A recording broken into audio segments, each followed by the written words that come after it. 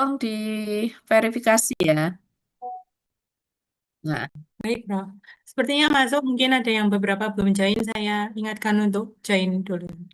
nanti saya presensikan semua, kemudian Mbak Afif yang verifikasi ya. Untuk mempersingkat waktu supaya lebih cepat begitu, saya langsung aja ke materinya ya. Adik-adik semua, saya izin share screen.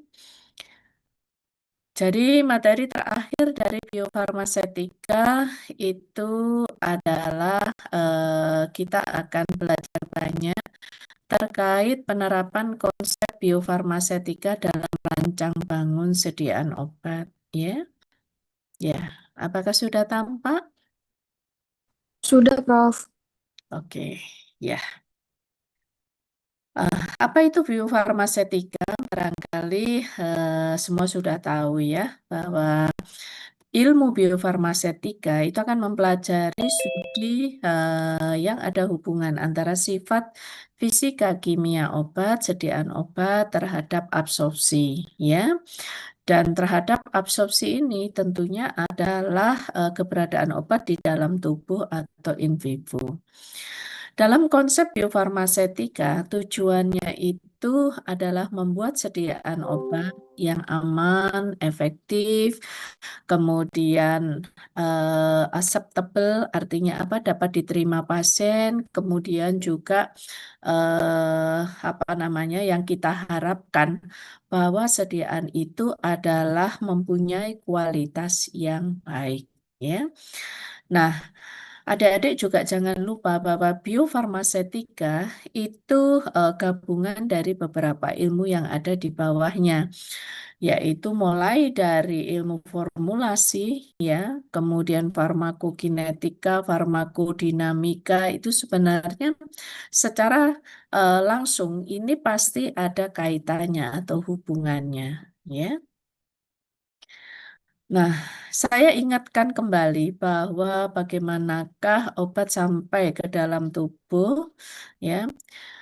Ini adalah gambaran untuk pemberian dengan rute peroral, ya.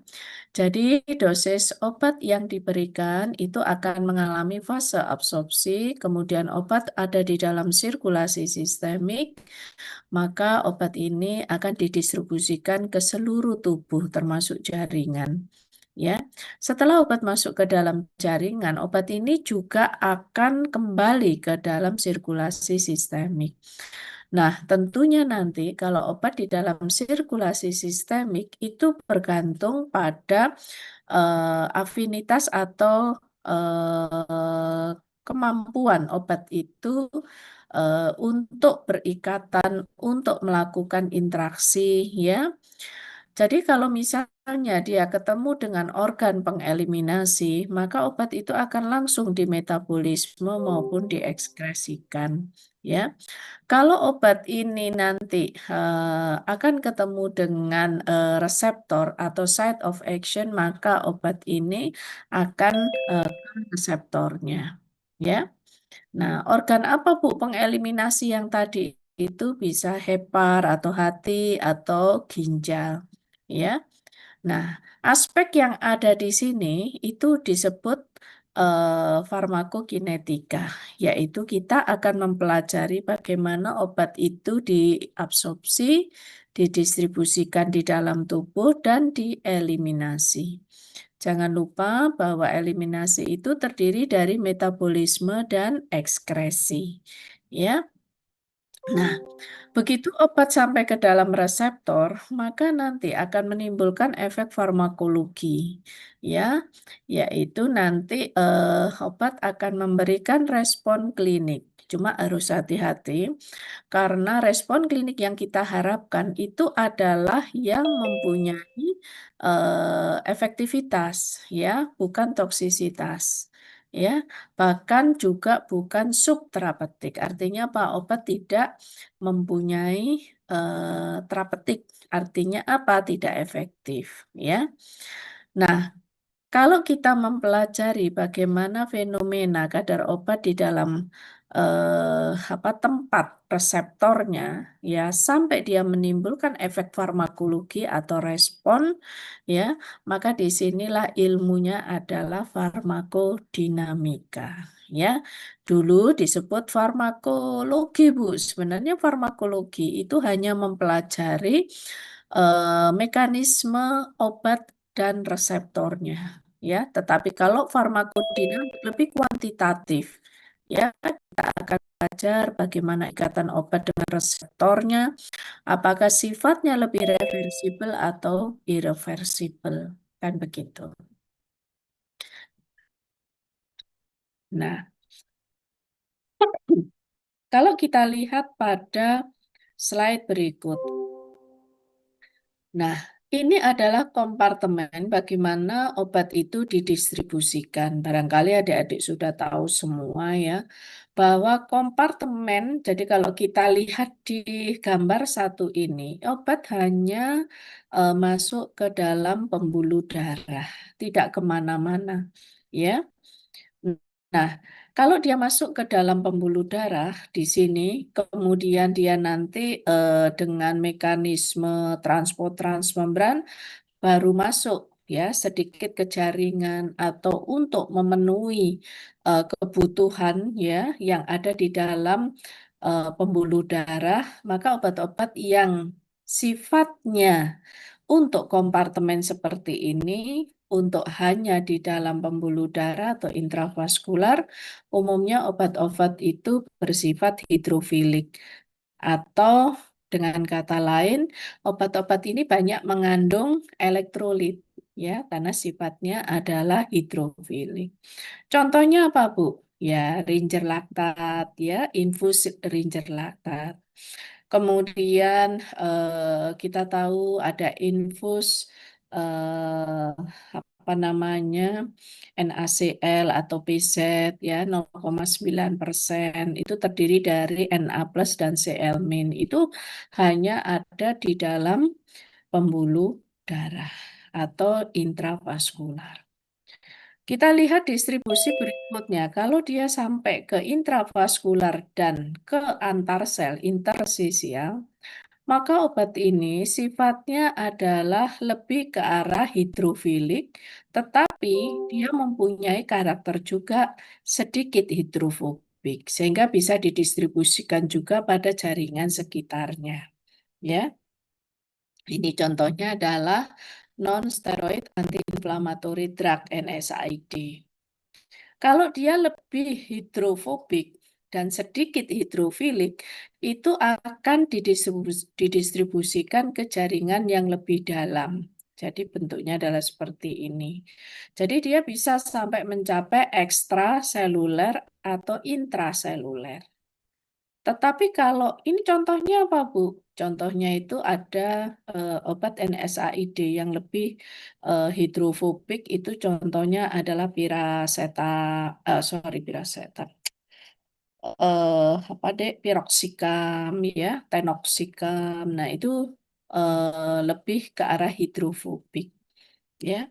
Nah, paracetamol itu masuk seperti ini ya, paracetamol. Kemudian kita lihat distribusi obat sampai ke deep kompartemen, artinya ke sel-sel jaringan yang lebih dalam, sampai ke tulang dan sebagainya. Kemudian dia lama ada di dalam sel, bahkan dia berikatan dengan jaringan-jaringan yang ada di dalam sel. Contohnya itu obatnya adalah digoxin, diazepam ya. Kemudian rifampicin ya. Ini adalah sudah deep kompartemen. Ya. Nah, adik-adik semua pendekatan rancang bangun obat itu kita mulai dari formulasi. Ya, bagaimana kita menetapkan regimentasi dosisnya, kemudian kita tentukan kadar obat di dalam darah sampai dia bekerja pada reseptornya. Kalau di sini belum mencapai ya kadar terapeutik, maka kita akan kembali lagi ke formulasinya sudah betul apa belum. Ya. Nah, kalau ini sudah betul dan sudah menimbulkan efek, apakah efeknya sudah ada kuat?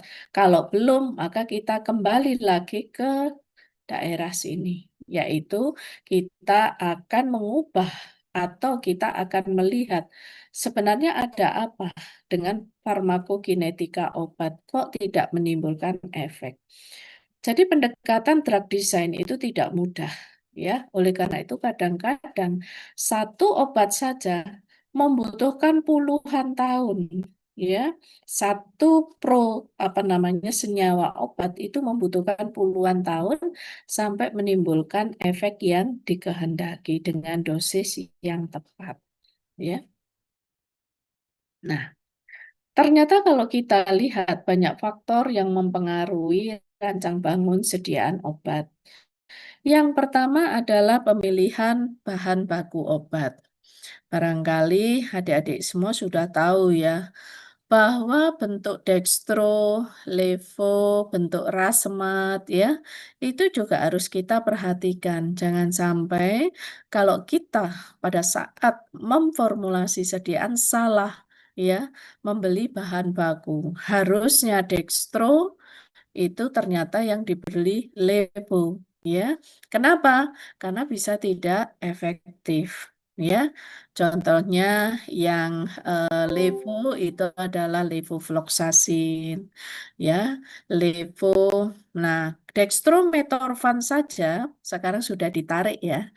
Itu ternyata mudah menjadi levo. Sehingga ini untuk sering disalahgunakan abuse oleh para pengguna ya, akan menimbulkan suatu sifat ketergantungan ya. Oleh karena itu kenapa dextrometorphan tablet murninya ditarik. Tetapi kalau dextrometorphan ada di dalam obat batuk itu tidak ditarik ya. Yang ditarik adalah yang sendiri. Kenapa? Karena dengan menggunakan Sprite, Fanta, itu dextrometorphan yang semula menjadi obat batuk, ya semula sebagai indikasinya obat batuk menjadi levometorphan, Dek. Ya. Nah, levometorphan sifatnya itu halusi halusina halusinasi ya, halusi apa? Halusinogenik ya. Nah, itu bahaya sekali ya dengan kalau jadi levometorphan.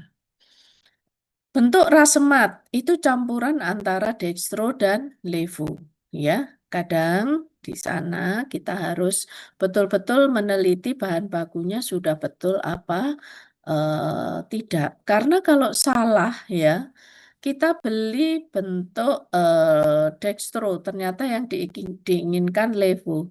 Itu bisa menjadi efeknya satu, itu toksik. Yang kedua, indikasinya beda. Yang ketiga, obat tidak ada efek atau indikasi obatnya sama sekali atau tidak efektif. Nah, ini harus benar-benar hati-hati. Ya, betul-betul harus hati-hati dalam pemilihan bahan baku obat. Bentuk ester. Nah, yang Anda kenal itu kloramfenikol palmitat ya untuk obat typhoid atau tifus ya. Kemudian asam asetil salisilat ya. Kalau dosis rendah asetosal.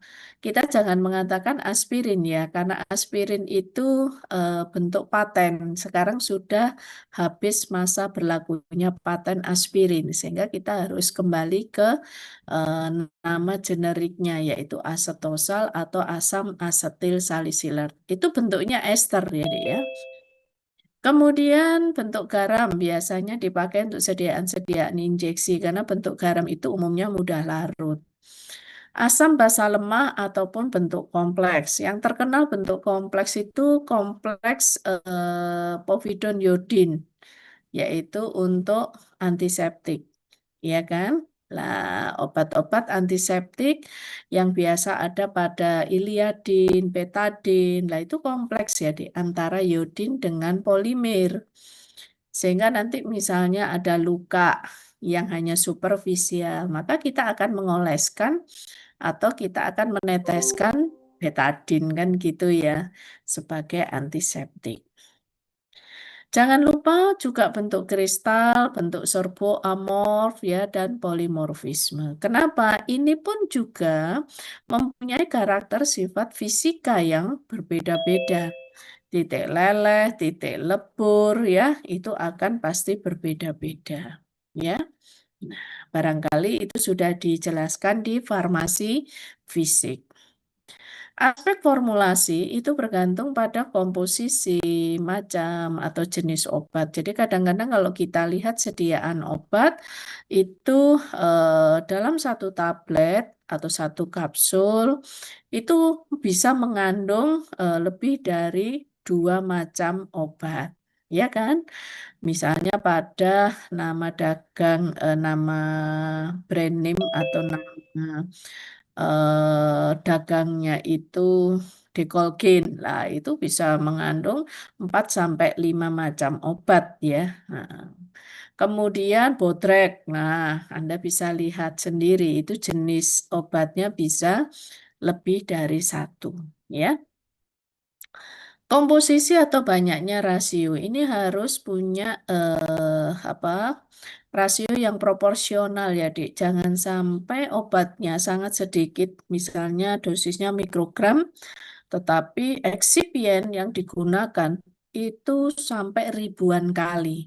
Ya, karena apa? Nanti itu bioavailabilitasnya atau ketersediaan obat dalam tubuh biasanya fluktuatif ya. Kadang-kadang bahkan subterapeutik. Jadi rasio antara eksipien dan obat itu harus kita perhatikan. Jadi kalau membuat tablet, kalau dosis obatnya kecil, maka tabletnya juga jangan besar, ya, kecil saja, ya. Nah, supaya apa rasio ini terpenuhi, bisa 1:10 dan sebagainya. Jangan seperti kalau kita buat sediaan paracetamol, tabletnya 500 apa eh, eh, obat paracetamol sendiri 500 miligram. Belum lagi dalam satu tablet berapa miligram ya. Nah, kenapa? Jadi harus disesuaikan dosisnya supaya rasio antara obat dengan eksipien itu proporsional ya. Pengaturan pH, pengaturan pelarut. Nah, barangkali Anda dulu masih ingat ya bahwa ada eliksir paracetamol. Kenapa? Karena paracetamol atau acetaminophen itu sangat sukar larut. Oleh karena itu, kita kadang-kadang menggunakan pelarut campuran, ya. Nah, pelarut campuran itu biasanya kita pakai 3 sistem. Ada air, ada apa namanya, gliserin, ya, ada alkohol. Nah, alkohol ini bagi apa namanya umat Islam kadang-kadang itu tidak apa namanya ada yang beranggapan bahwa dalam sediaan obat tidak boleh ada alkohol. Oleh karena itu kadang-kadang juga diganti, ya. Ada yang menggunakan sorbitol, ada yang menggunakan apa sejenis polietilen glikol dan sebagainya. Tetapi di dalam pelarut ini harus hati-hati, ya. Yang penting komposisi atau perbandingan pelarut ini supaya membentuk eliksir yang bagus dan tidak menyebabkan obat itu menjadi cloudy, artinya apa? Mengendap di bawah seperti awan begitu. Maka di situ harus betul-betul diperhitungkan, ya. Nah, itu adalah kalau kita menggunakan pelarut. Kadang dengan pengaturan pH. Nah, ini ya. Supaya apa dengan pengaturan pH, maka di situ kalau sediaan-sediaan misalnya injeksi itu harus disesuaikan dengan tempat atau tujuan injeksinya di mana untuk mengurangi iritasi jaringan. Kemudian bahan tambahan, emulgator kalau nanti sediaannya emulsi, suspending agent kalau itu adalah sediaan padat dan cairan, maka kita berikan suspending agent. Stabilizer surfaktan ini adalah untuk menstabilkan sistem yang dibuat, ya.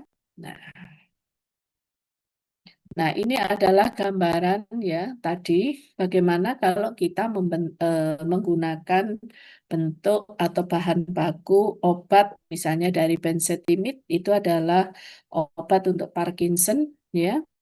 Rasionya 1:1.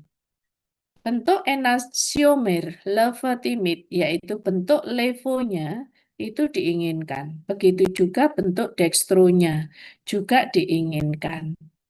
Ya. Kenapa? Karena kedua-duanya sama-sama menguntungkan.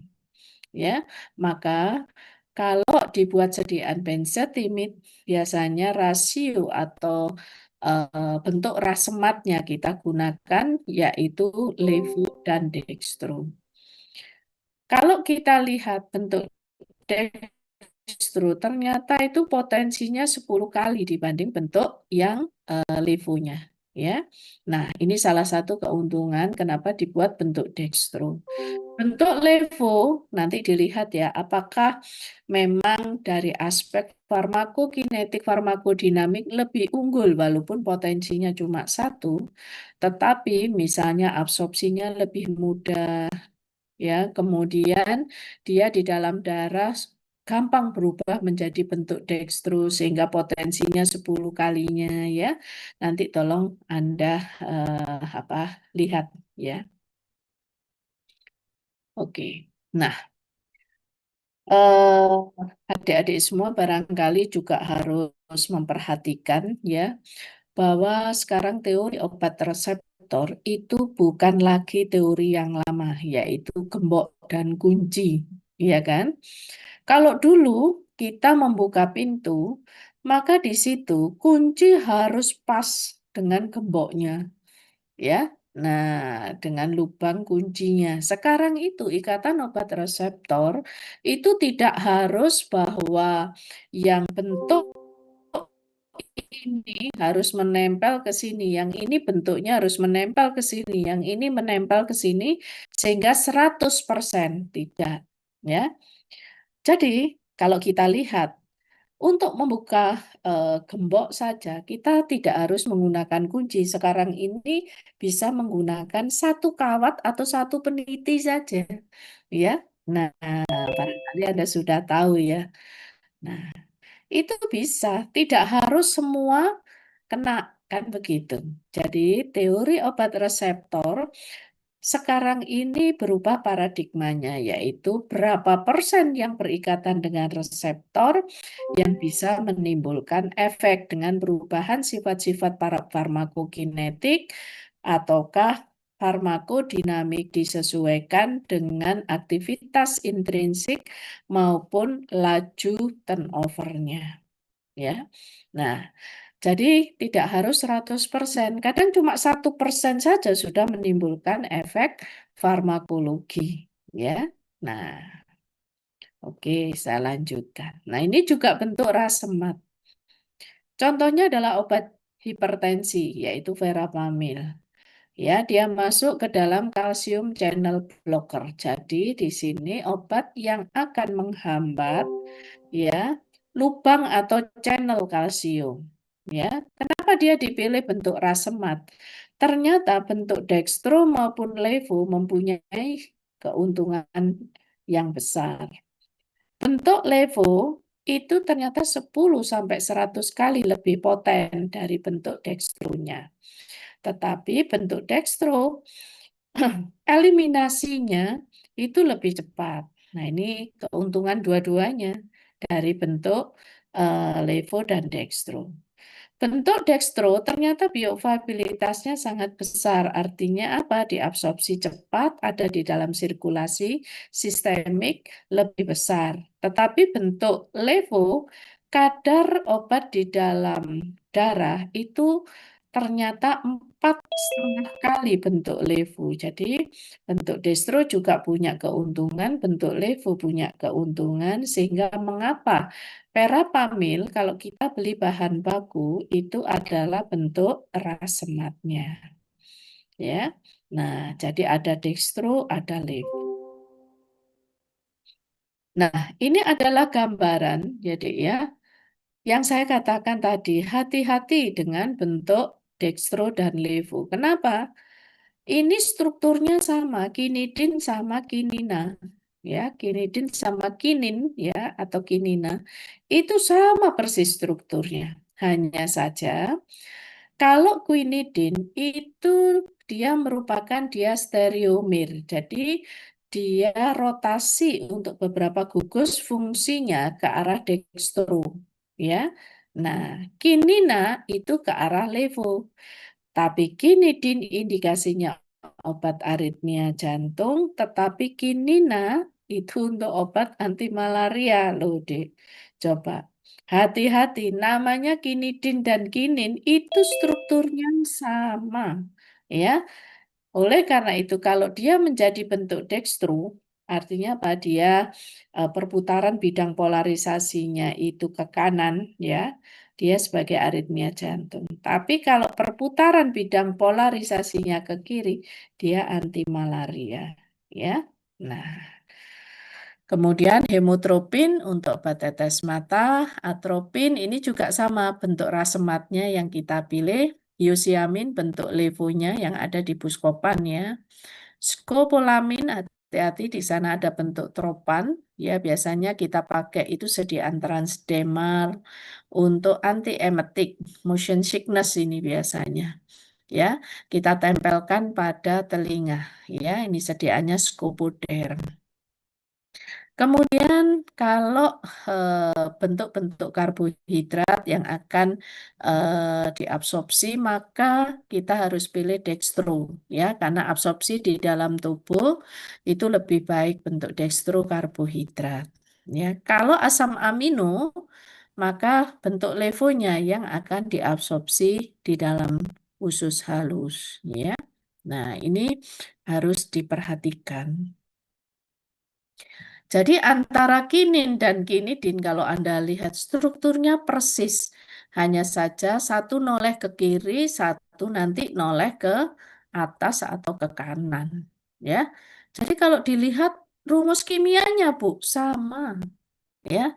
Hanya perputaran bidang polarisasi yang di sini ini yang berbeda sehingga nanti kinin sebagai anti malaria tapi yang ini sebagai anti aritmia jantung ya. Nah, ini bentuk atropin ya, yang paling beda itu skopolamin ada tropan di sini. Ini bentuk hiosiamin ya. Jadi mirip strukturnya tinggal perputaran bidang polarisasinya mau ke kanan atau ke kiri ya. Nah, bentuk sediaan ya. Pada cair, nah dalam membuat rancang bangun sediaan ini harus ditentukan. Mau dibuat sistem apa yang acceptable, aman, ya, kemudian apa namanya bisa efektif obatnya, dapat diterima pasien, kemudian juga apa namanya obatnya itu terjangkau harganya ya. Jadi sistem itu dibuat memang dengan berbagai pertimbangan dan itu tidak mudah. Kadang kita juga harus memperhatikan kita akan memberikan rute yang apa? Apakah oral, ekstravaskular atau intravaskular kah? Nah, ya. Apakah sediaan itu konvensional, itu tablet, kapsul, atau obat sediaan itu modified release atau sediaan in atau non konvensional. Itu sediaan-sediaan yang modified release. Misalnya rapid release, immediate release, sustained release, prolong action. Kemudian sediaan banyak sekali program rilis. Nah, ini yang inkonvensional. Artinya apa? Modifikasi pelepasannya itu kita atur. Jadi ya. Nah, ini adalah beberapa sediaan oral, bagaimana pelepasannya dan absorpsinya. Kalau Anda lihat, tablet yang disalut, ya, entry-coated, maka dia akan enteriknya ini akan lepas di lambung. Tetapi di usus dia akan melepaskan obatnya, ya. Tablet kapsul yang konvensional, nah, pecahnya itu di lambung, kemudian masuk ke usus obatnya. Kemudian bentuk-bentuk effervescent itu di lambung targetnya. Tapi kalau itu sudah bentuk inkonvensional, ini misalnya matriks, bentuk matriks ya, tablet, hanya obat ini akan dilepaskan di sepanjang saluran cerna. Tapi matriksnya tidak larut. Artinya apa? Matriksnya tetap saja sampai dia dikeluarkan dalam feses. Yang dilepaskan hanya obatnya saja di sepanjang saluran cerna. Nah, ini adalah biasanya bentuk-bentuk inkonvensional. Kemudian dia jenis lagi tablet salut dan sifatnya delay, misalnya diinginkan absorpsinya di kolon misalnya. Maka ya lapis salut lapisnya agak ditebalkan dengan beberapa polimer yang tahan ya terhadap pH asam, pH makin meningkat. Nah, nanti dia akan dilepaskan di kolon untuk obatnya. Nah, ini bergantung formulasinya, ya. Rute pemakaian, ada yang peroral, ada yang parenteral, ya. Kemudian inhalasi, transdermal, barangkali adik-adik semua sudah tahu, ya. Kemudian pabrikasi, kita harus tahu ada bahan aktif dan eksipien, mikronisasi partikel. Kemudian tekniknya bisa saat membuat tablet itu bisa granulasi, basah, kering ya, kompresi langsung ya, atau misalnya sebelum membuat tablet dengan kompresi langsung ini kita buat granul-granul dulu supaya partikel dari eksipien maupun obatnya itu sifat alirnya lebih bagus ya. Teknologi dan pemilihan alat ini juga penting pada saat pabrikasi ya. Nah, ini dek gambaran ya bahwa ternyata dalam formulasi sediaan itu tidaklah mudah. Jadi kita akan melihat dulu kalau suatu obat ya kita gabung dengan eksipien, maka di sini misalnya dengan rasio banding 1:1, kita ingin lihat campurannya itu dengan diferensial scanning kalorimetri.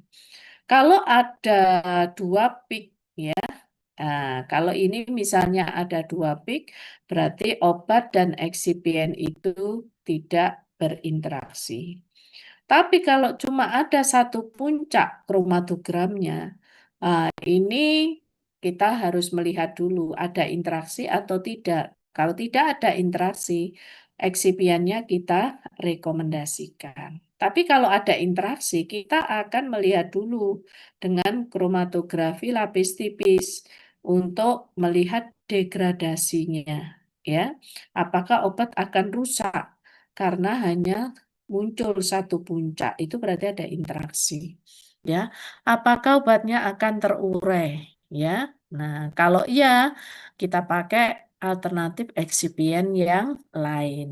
Ya, nah jadi nggak mudah formulasi itu.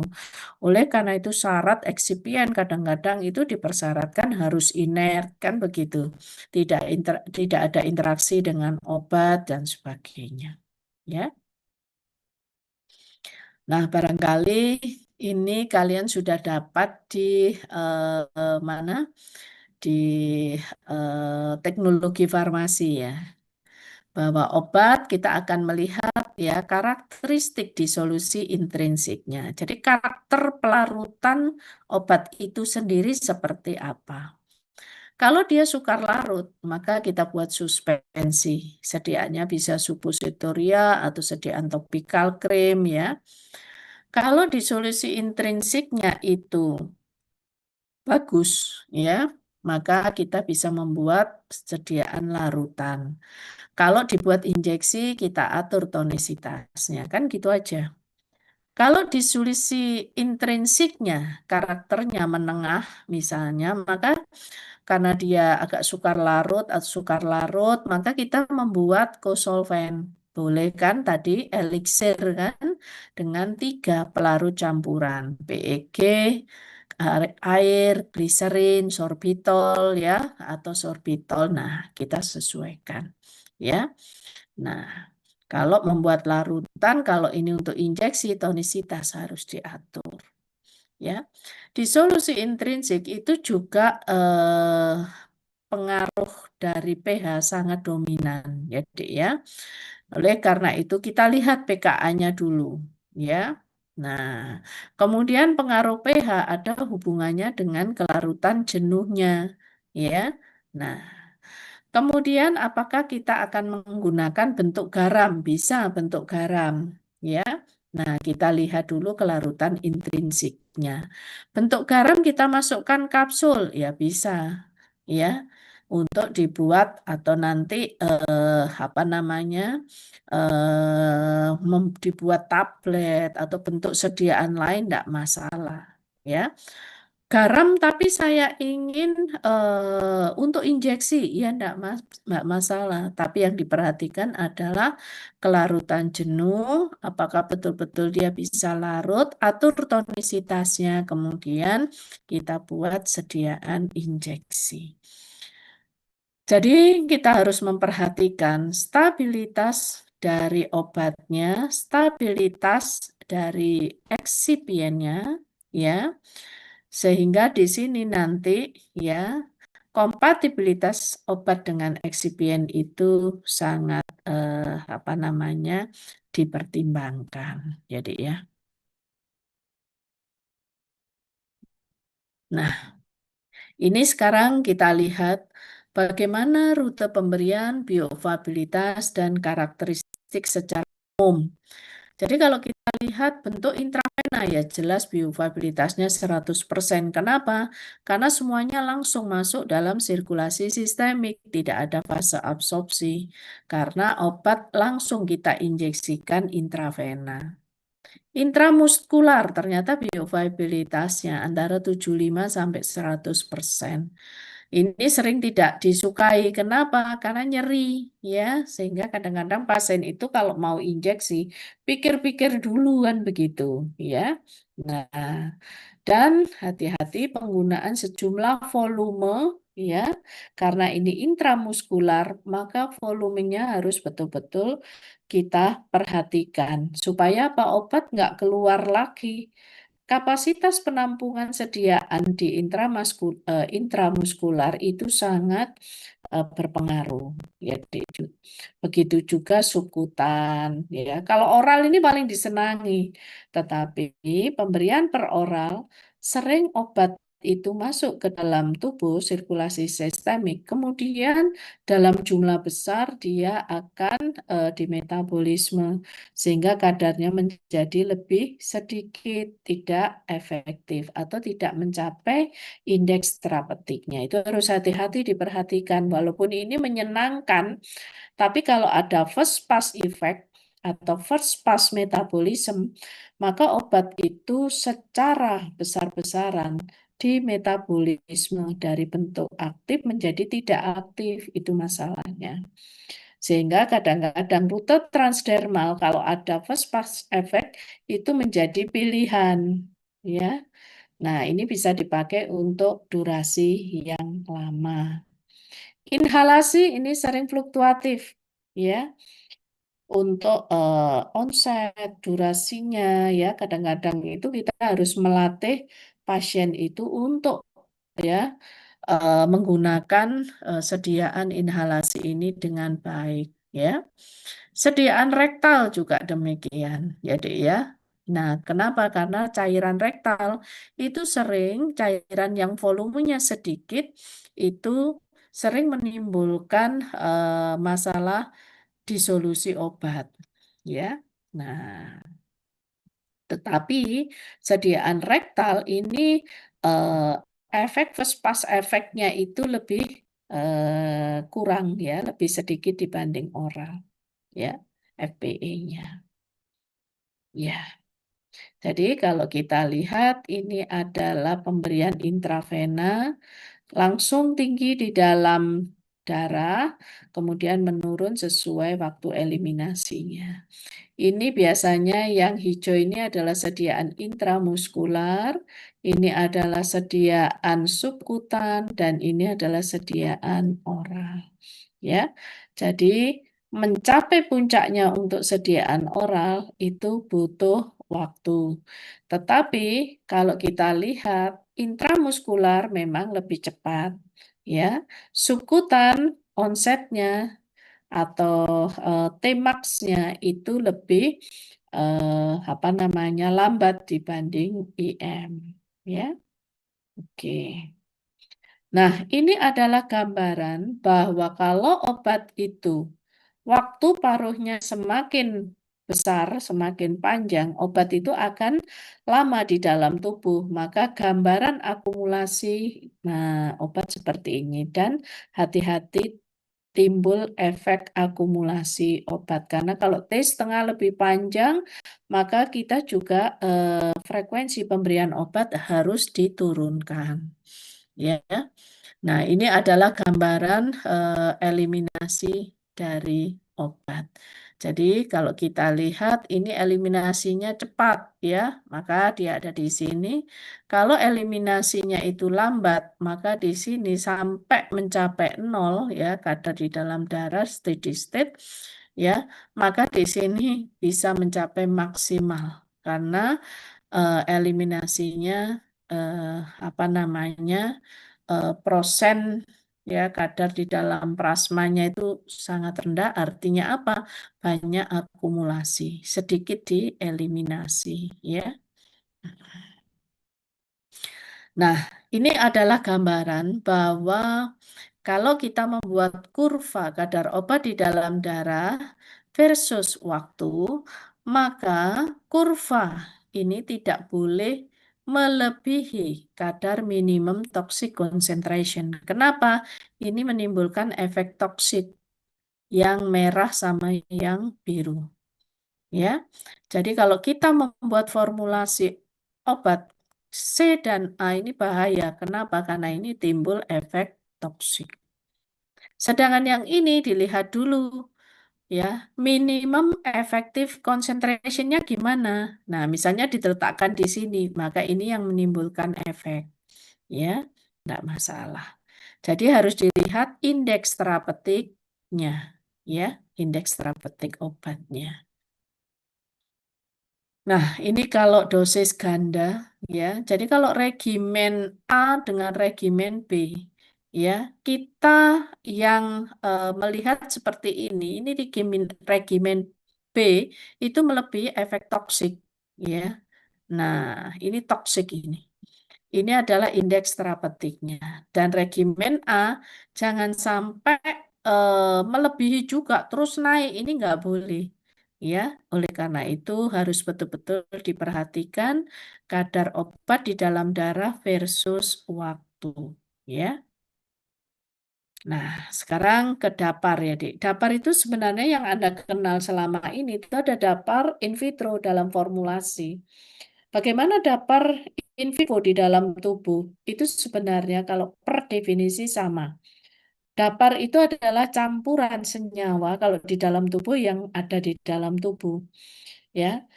Dan senyawa-senyawa ini mampu mempertahankan perubahan pH dengan kalau ada sejumlah kecil asam atau basa yang dilepaskan. Ya. Ini sebenarnya antara dapar in vivo dan dapar in vitro definisinya sama. Ya. Nah, ingat persamaan Henderson-Hasselbalch bahwa pH sama dengan pKa plus log garam per asam. Kalau basa lemahnya karena pKa sama dengan pKw min pKb, bisa pakai pOH. Kalau pOH basa lemah, pOH sama dengan pKb plus log garam plus basanya di sini. Tidak pakai ini bisa, ya. Nanti dilihat di Martin ya. Sedangkan buffer atau dapar dalam kefarmasian itu bisa HCl, KCl ya.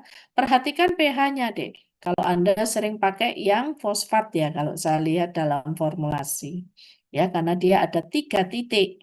Sehingga mudah sekali dalam membuat dapar untuk formulasi sediaan. Nah, saya ingatkan kembali ada beberapa faktor yang berpengaruh ya pada dapar sediaan. Kekuatan ion, jangan lupa ya Dek, itu hukum Dubie-Hakel ya.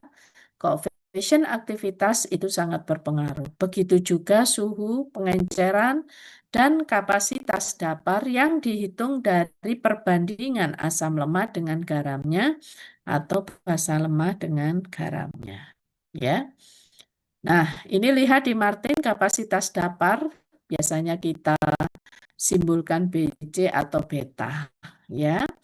BC sama dengan beta efisiensi, beta indeks, beta value ya. Ini nama lainnya saja. Dan jangan lupa dengan rumus Van Slyke ya. Jadi konsep dari kapasitas dapar ialah perbandingan antara penambahan basa atau asam kuat yang disebut delta beta terhadap perubahan yang dihasilkan, yaitu perubahan pH. Maka ini adalah rumusnya. Dan Anda pasti mengenal rumus ini. C itu total kadar garam dan asam, karena ini pasti Anda pakai untuk formulasi ya. Nah, jangan lupa kapasitas dapar juga bergantung pada rasio. Berapa garamnya, berapa asamnya. Semakin meningkat mendekati 1, maka pasti kapasitas dapur akan meningkat. Jangan lupa juga konsentrasi dari masing-masing komponen. pH, ya, garam maupun asamnya itu disebut ke efisiensi kapasitas dapur. Bila kadar garam atau asamnya naik, nah ini harus hati-hati. Jadi kalau diinginkan kapasitas dapur maksimum itu pH sama dengan pKa. Jadi kapasitas dapur maksimum itu adalah ini Dek sebenarnya. C itu adalah konsentrasi total kadar garam dan asam. Jangan lupa ya ini. Nah, jadi rumus ini mungkin sudah dikenal lama. Jadi kalau konsep-konsep dapur in vitro ini kalau kita terapkan secara in vivo di dalam tubuh manusia, kita tahu dalam tubuh manusia itu pH misalnya yang ada di cairan saliva itu 6,4. Cairan lambung, wah dalam keadaan puasa itu lebih asam dibandingkan kalau ada makanan. Kemudian kita lihat darah 7,4. Cairan duodenum itu lebih basah dibanding lambung.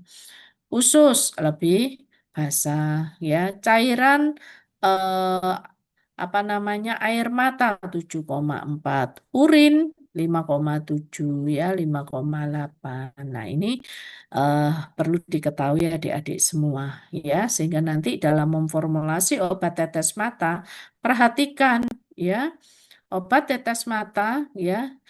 Kalau kita lihat pH-nya air mata itu adalah 7,4. Hati-hati di situ ya, jangan membuat pH yang lebih jauh dari itu karena bisa mengiritasi mata, jaringan mata. Ya, terutama itu kalau obat tetes mata pada anak ya. Nah, ini harus betul-betul diperhatikan. Jangan terlalu jauh dari pH ini ya. Nah, di dalam darah kita mempertahankan pH 7,4 itu Dek dengan ada dapar yang disebut primer yang ada di dalam plasma dan ada dapar sekunder yang ada di sel eritrosit. Jadi di sana ada kesetimbangan antara asam karbonat H+ dan apa namanya dengan karbonat. Ya. Jadi kekuatan ionnya sudah terukur 0,16 dengan pKa sekian. Jadi kalau kita hitung ya dapar karbonat di dalam tubuh kita ini ternyata ya, jadi kalau pH plasmanya berapa? 7,4. Ini 6,1 pKa-nya, log garam per asam. Maka di sini 7,4 sama dengan 6,1 log garam per asam. Ini kita letakkan ke kiri jadi negatif. Ini tetap lognya. Ternyata ini kita anti-logkan ya. Hasilnya adalah 20 banding 1 ya. Nah, asam karbonat dibanding dengan karbonat ya di sini ya. Nah, ini ternyata 0,025 dibanding sekian. Jadi ini 20 kalinya ya ion apa namanya? Ion karbonatnya ini ya. Nah, ini dibanding dengan asam karbonatnya itu 20 banding 1 dari antilog ini. 20 ini.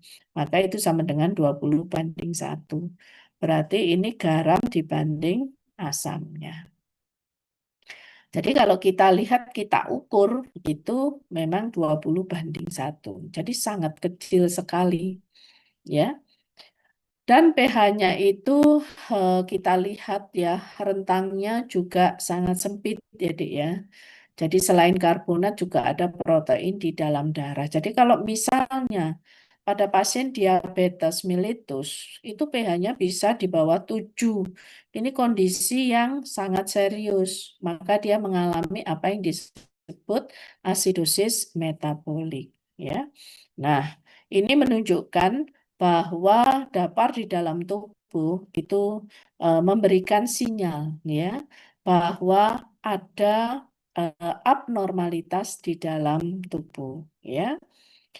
Sediaan mata, cairan mata itu mempunyai kapasitas jauh lebih besar. Nah, jadi kalau kita mengatakan itu lebih ke arah pengenceran ya dek, air mata itu. 1:15 kemampuannya ya. Jadi kalau misalnya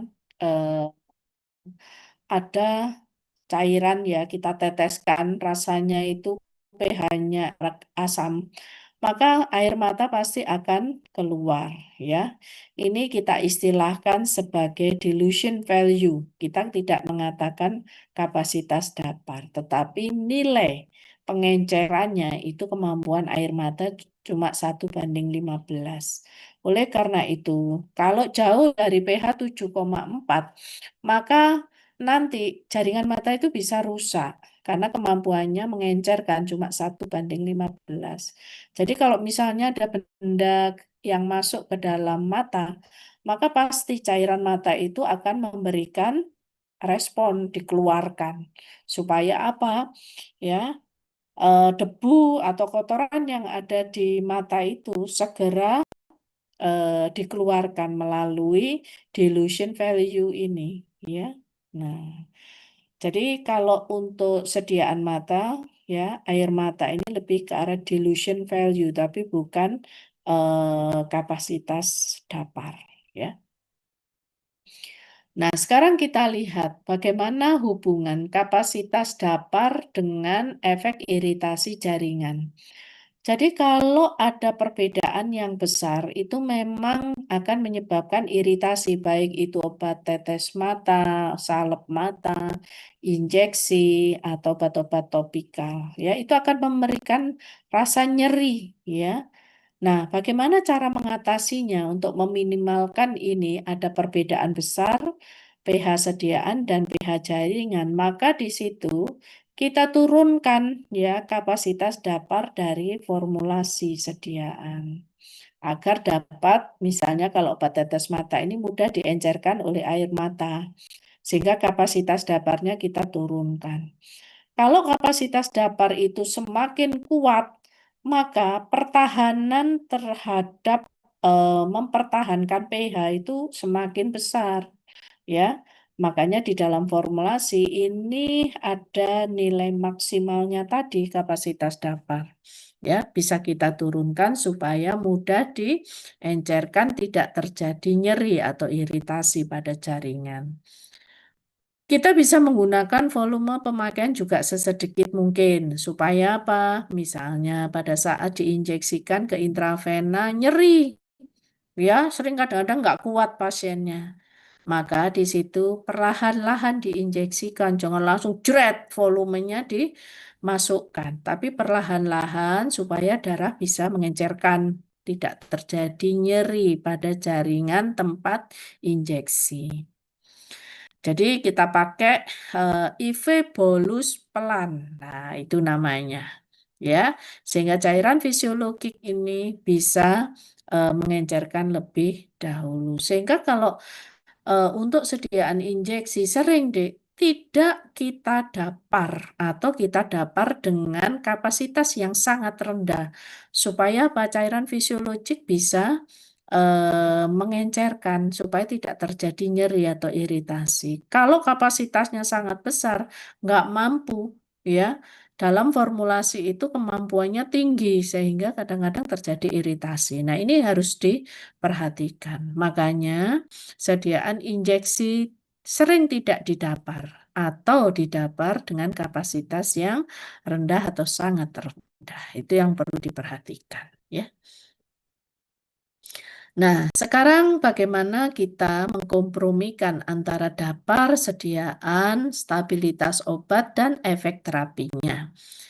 Jadi, di sini kita lihat ya, bahwa kalau dari formulasi ya, ini pasti ada bentuk yang tak terionkan dan terionkan. Yang efektif itu yang tidak terionkan, tapi larut ya.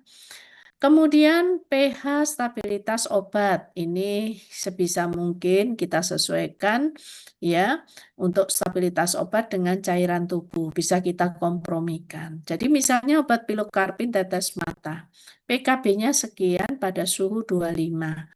Berapakah persen bentuk basa pada pH 7,4? Karena jaringan mata kan 7,4. Sedangkan stabilitas obatnya itu pH-nya 4,0. Kalau kita lihat reaksinya pilokarpin basa plus H2O akan menjadi pilokarpin plus OH-. Karena dia basa, kita pakai rumus ini. Ya, maka di situ kita lihat log basa per garam. Kita ambil positif ya, maka pH tadi 7,4, PKW ke kiri min 14, PKB ini jadi plus karena dibawa ke kiri jadi 7,15. Jadi kalau kita lihat ya persen bentuk basanya bagaimana? Ternyata 78% dengan stabilitas obat pH 4,0. Karena masih di atas 50%, maka obat masih bentuk tak terionkan dan efektif. Itu ya, Dek. Loh, Bu, gimana cara menghitungnya proses bentuk base? Ini bentuk base 3,56 per 1. Artinya apa? Basenya 3,56.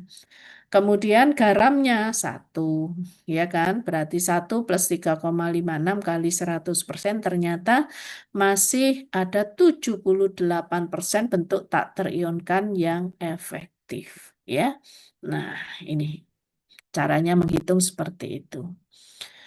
Jadi nanti perlu diperhatikan bentuk base tidak boleh melewati kelarutannya ya Dek ya, karena gampang mengendap dan juga dibuat dapar kapasitas rendah dengan kompromi pH 7,4 dan pH stabilitas obat. Dan jangan lupa kalau itu sediaan injeksi itu dan sediaan yang beberapa sediaan parenteral tonisitas ya harus kita perhatikan. Nah, ini silakan kalian membuat latihan ya. Nah, nanti besok pada saat pertemuan minggu berikutnya akan saya tanyakan ya.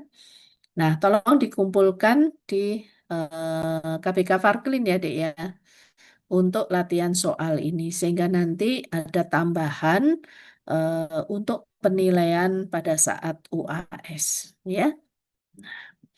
Jadi kalau yang nomor satu obatnya asam lemah, pKa-nya sekian, terabsorpsi bentuk tak terionkan, ya.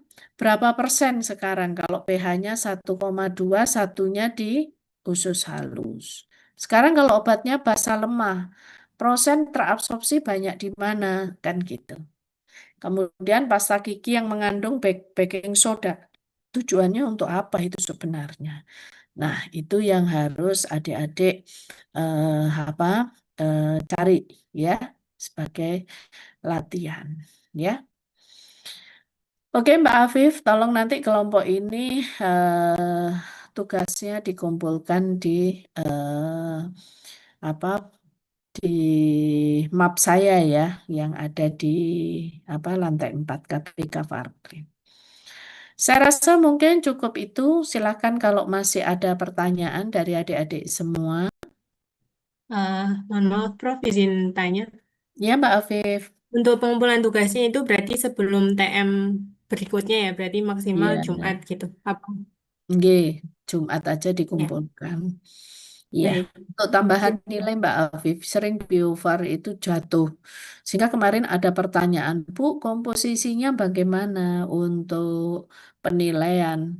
Karena di sini ada juga ada 3 komponen ya, Dek ya. Di dalam penilaian itu ada hasil proyek, apa gitu ya. Kemudian juga ada partisipatif, kemudian juga ada UTS UAS sebagai nilai harian. Nah, supaya tidak jatuh nilainya, biasanya saya backup Mbak Afif dengan tugas ini ya. Supaya ada tambahan begitu. Karena sering jatuh di UAS biasanya. Mm. Baik, Prof. Terima Ye. kasih. Yang lain, adakah pertanyaan? Silakan. Nggak ada. Kelihatannya sudah capek semua tuh Mbak Afif. Oke deh, kalau memang nggak ada, ya saya mohon maaf ya karena ternyata juga tempuk gitu loh kuliahnya. Saya ditugaskan juga memberikan kuliah di S2.